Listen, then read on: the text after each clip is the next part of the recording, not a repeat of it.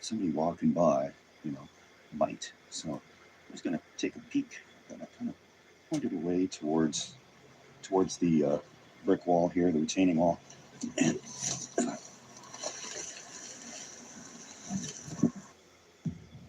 welcome to Halifax. Last stop on the Underground Railroad.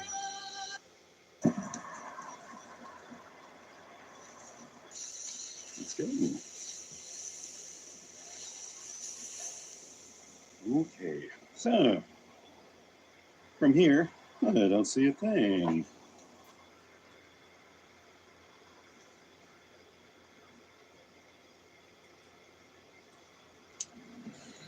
There may be one angle there you could kind of see it from, but just going to check walking down the sidewalk what I can see.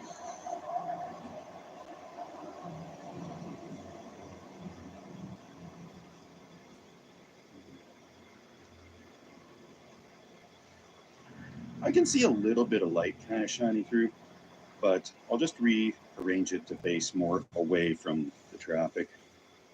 Maybe like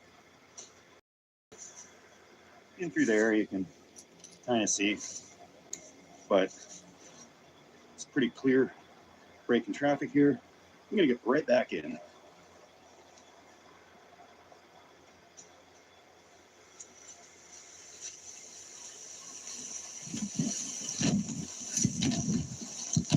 There we go. Just like that. Just going to make a Reuben soup, and I'm going to make a small one because I could have just made these Reuben bunwiches, but I brought all this stuff, and so I'll use it.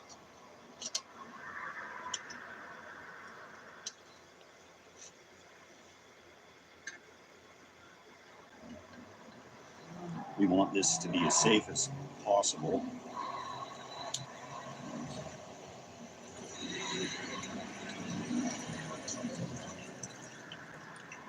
Some beef broth.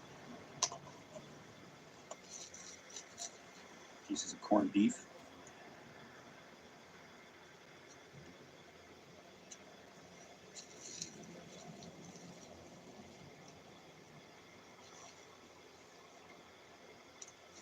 Some sauerkraut.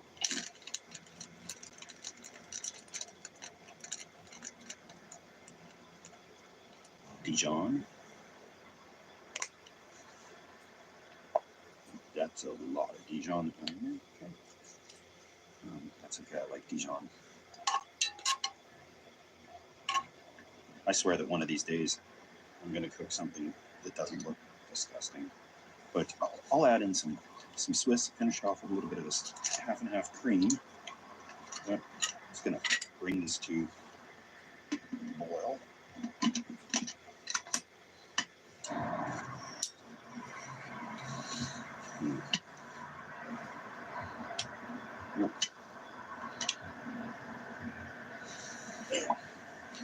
I've moved all of the dried leaves around from this, so there shouldn't be any problems. And I've got extra water and stuff that if there is anything that gets out of control, just extinguish it and nobody will ever know.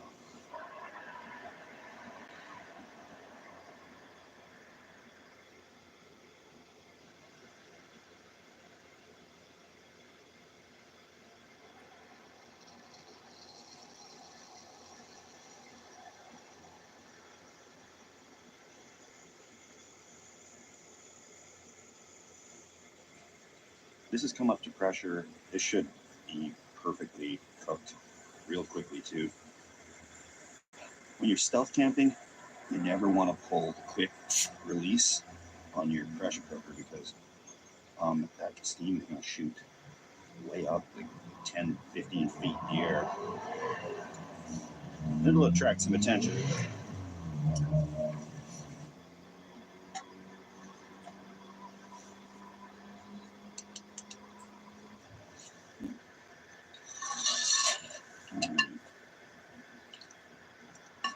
Let's see how it is. It's pretty good. Too much Dijon. Other than that, it's pretty good. I suppose it would have made more sense to just make Reubens instead of doing the soup, but it's cold tonight and I wanted something a little warm. I'm going to start the self-inflating air mattress to do its self-inflating. And McDonald's is still open, so I'll probably wander over, use the restroom, maybe get a hot chocolate.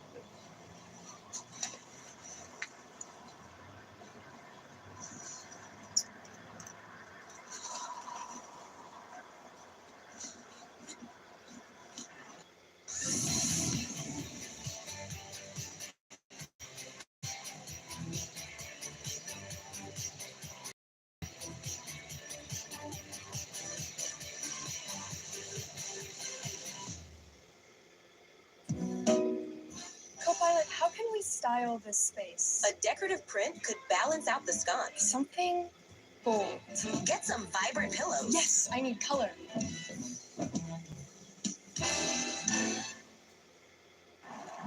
Oh, I sorely need to stretch my legs. I didn't bring a little folding chair that I usually do. I figured I'll just sit on the sleeping bag, and that's not really working out very good. That's pretty dead up here.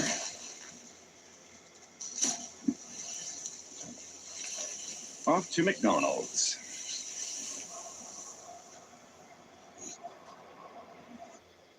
I've slowed it down in the Step 2 department quite a bit over the last year, pretty much.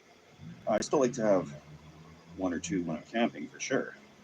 But it's not like those days when the crazy neighbor would bring a couple of 60s of rum for a weekend.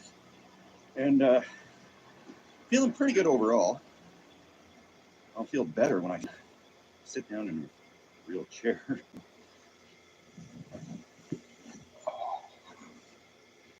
I never thought I'd see the day when McDonald's chairs are comfortable, but this is just what I need. Oh, that's good. When I started stealth camping 5 years ago or whenever, it was because it was expensive to drive to campgrounds. Like the closest one that was a reasonable campground was 2 or 3 hour drive away. And the cost of gas was a factor as well. And the city I lived in had a huge park system of absolute beautiful river valley, Edmonton. It's like a solid ribbon of woods that go through the city, and nobody's ever using it other than walking dogs. So I went out and I thought it was just going to be a little one-time video. And we used to do that all the time without filming it. We just go camp out in the river valley. Kind of like one of those teenager things. But I got a thrill out of it.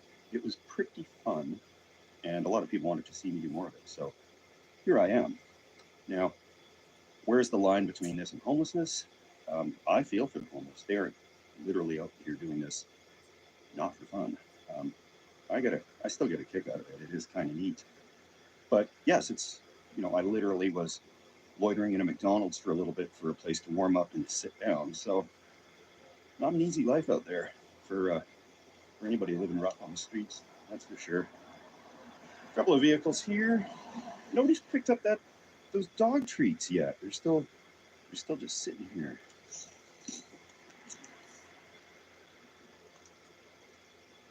If they were cat treats, I'd save them for garbage.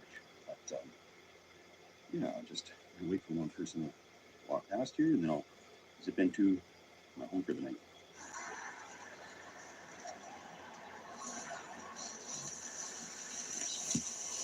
Back into the woods.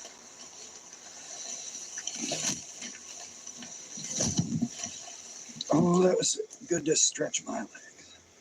Everything feels so much more stealthy at night. Like, I'm not worried in the slightest about getting caught. But when the sun comes up, that's a different story. That's when you really feel exposed. Like, I'll be looking up here in the morning. I'll see every pedestrian walking past, and I'll feel like they can see me too. Stinkrat's here, dog. I'm not going to sleep in tomorrow, I'll say that.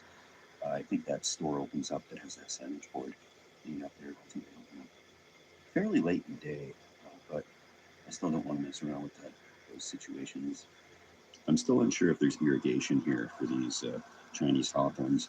They only have to be watered once a month this time of year, and in the summer, twice a month. So I don't know if they would have installed irrigation. Okay. I'm going to look for an access panel after these cars pass, and then I'll know for sure. Oh yeah, that's a security guard driving around by the Best Buy.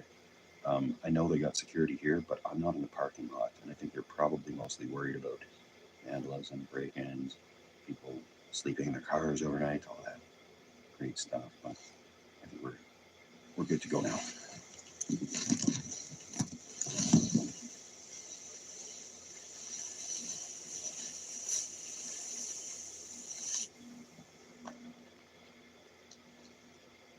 No irrigation access hatch here, and the other side will tell us what we need to know.